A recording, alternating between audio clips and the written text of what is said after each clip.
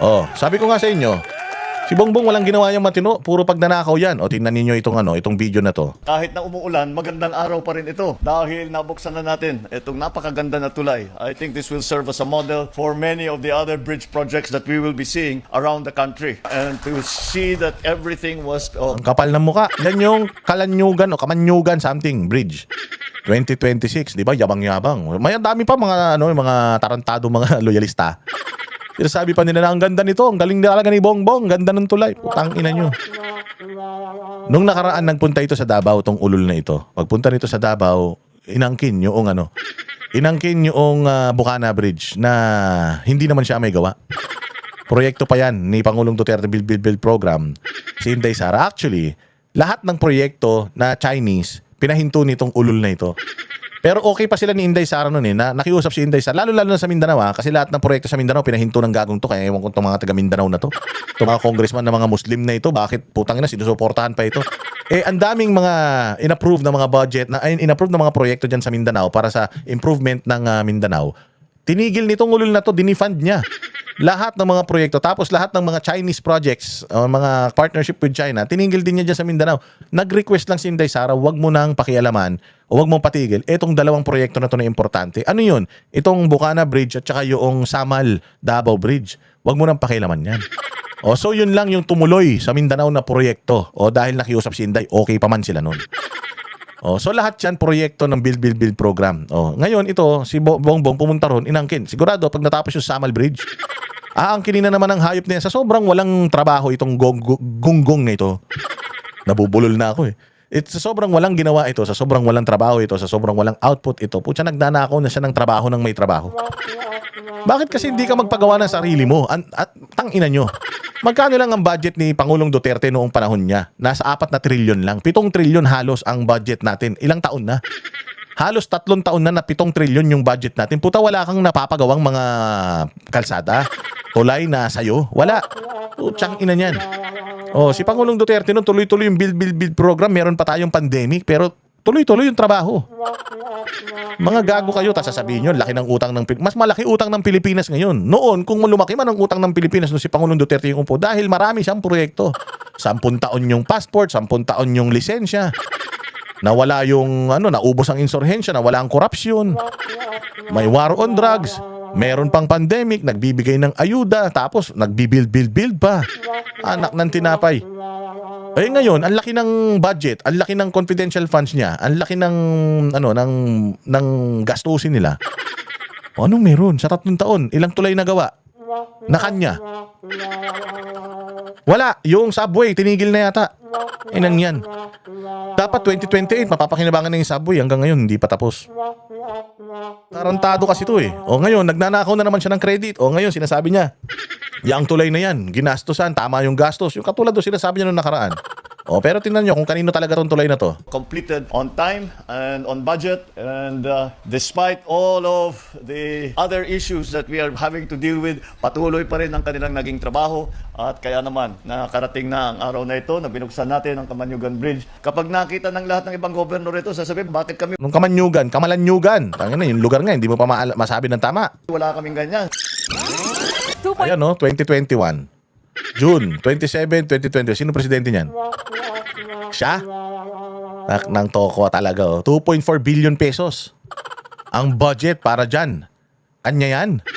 Yung naging presidente yan, 2022 na. Paano naging kanya yung tulay na yan?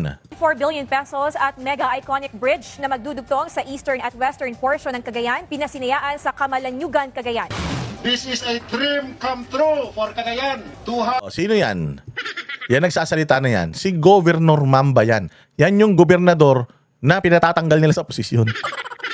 Yan yung gobernador na unang nagsalita laban sa kahayupan at kademonyuhan nila at mga korupsyon nila. Ngayon, di ba, kinasuhan yan, di ba, tinatanggal yan. Hindi ko nga alam kung siya pa rin ang gobernador ng Cagayan pero ayan June 27, 2021, inaugurasyon. Hindi kay Bongbong yan. Maaring natapos yan sa panahon ni Bongbong Marcos, pero wag niyang angkinin. At least man lang magpasalamat siya. Salamat sa build program ng nakarang administrasyon. Itinuloy lang natin ngayon, natapos sa termino natin, napakaswerte natin. Dahil napakarami nilang proyekto na inilatag noon na matatapos ngayong administrasyon natin, mapapakinabangan natin ngayong administrasyon natin. Salamat sa programa na yan, Pangulong Duterte. Ano ba naman yung ganun? Hindi yung kainin mo sa lunukin mo yung credit. Kapal ng mukha mo, wala kang ginagawang trabaho tapos ikaw ang bida. 150 kilometers long. This is the first time that an additional bridge will serve us to connect the eastern portion and western portion of Cagayan. Dahil sa makabago at kakaiba nitong disenyo, ang bagong iconic bridge mula sa Build Build Build program ni Pangulong Duterte ay inaasahan din na mag-aangat ng turismo sa Cagayan. Ako'y natutuwa dahil nakitang-kita naman yung pagmamahal ni Presidente po. Kahit na Nakitang-kita naman yung pagmamahal ni President Digong.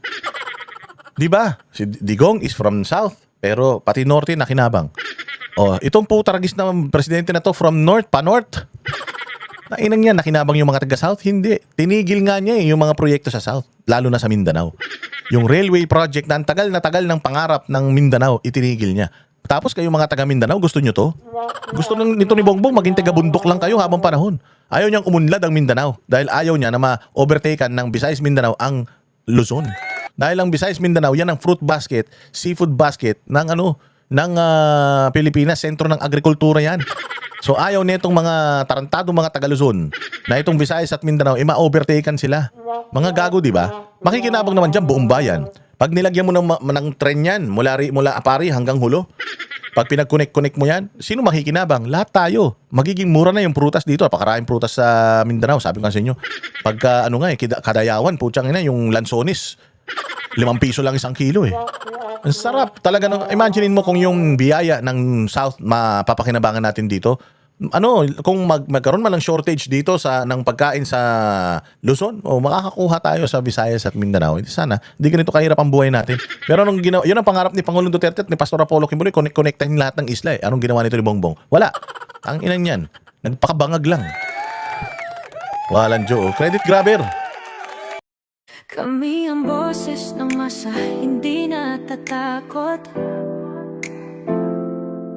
Katotohanan lang, di kami nalulunod. Walang bahid ng sismis, lahat ay totoo. Kahit sino ka pa, pag mali ka babanatan ka. Walang pinipili kulay, wala kaming kinikilingan. Basta para sa bayan, kami lalaban.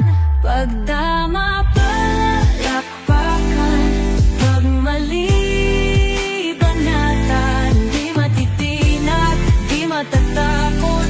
Para sa bayan, tuloy ang sigaw. Sa harap ng kamera, walang halong takot. Mga baluktot, lahat kayo'y tutumba. Ang hustisya at totoo, yun lang ang mahalaga. Kahit sinong harang, di kami matitinag. Walang pinipili